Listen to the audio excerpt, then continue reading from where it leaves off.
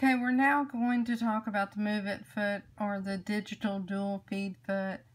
This foot is attached to the machine using the same screw that would attach this ankle for our regular sewing functions. And just like our other feet that snap into place, the digital dual feed feet also snap into place.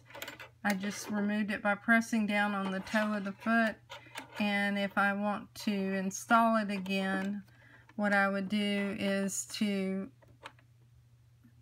push my presser foot down, and I now have that foot installed. There were 2 feet that came with the machine, and that included a couching foot that has a hole in it where you can use a decorative thread or a yarn. There's a side piece that is attached to the side of the machine that allows you to take the thread and bring it through this piece on the back and through this little hook on the front down through the hole in the couching foot. And to help you get your yarn through that hole, there's actually a small wire that can be used to help you to thread that yarn through the hole. Let me move that foot. The other foot that came with the machine was the one that I attached, and it has markings in 1/8 inch increments that are quite helpful. You can also buy an additional accessory for the machine. I don't have it, and that's an open toe foot, and it's marked very much like the foot that we have on the machine right now, but the whole toe of it is open, and so it's quite useful for some types of stitching. One of the things that it would be helpful for is if you were attaching elastic, for instance, to fabric. I did purchase this foot, and that is the Stitch in the Ditch dual feed foot. I've used it for quilting purposes where I want to follow this center guideline to stay in the ditch, and I've used it for other applications as well. The other foot that I have is a 1/4 inch foot with a guide, and I find that very helpful either for piecing or where I want to make sure that I maintain a 1/4 inch distance between the center of the needle and the foot.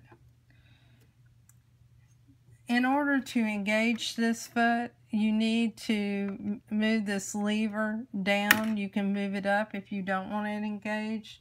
And if you notice, I have a quilting bar on my foot. That is an accessory that did not come with the machine. The package includes a right guide, a left guide, and it also includes a small piece that attaches to the top of the foot so that these guides can fit in place. When you look at your sewing machine screen and the setup, one of the things that you'll notice is you can increase or decrease the speed of the dual feed foot, and that's by increasing it with the plus or decreasing it with the minus. And you may have to do that if you have some heavy fabric or some very sheer fabric. For the most part, I have not had to make adjustments to the foot.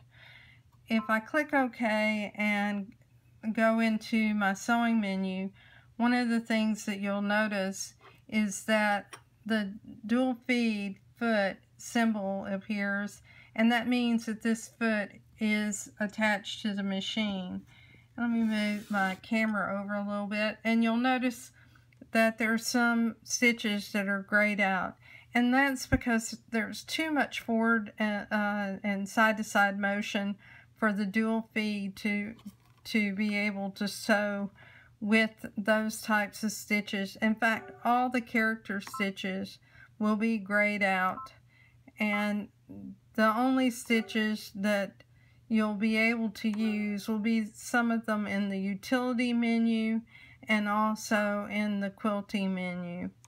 So we'll go back and let's leave it on the straight stitch in the center and go back to the machine for just a moment. So with the stitching guide, I've already quilted part of a sample, but I just wanted you to see how easy it is to use that guide and to follow the distance. Now what I want to do, because I've taken this off my machine, is make sure that I have the right distance between the center of the needle and my foot. And now I'll just move over, put my foot down, and let's sew. I also want to increase my length to about 3.5.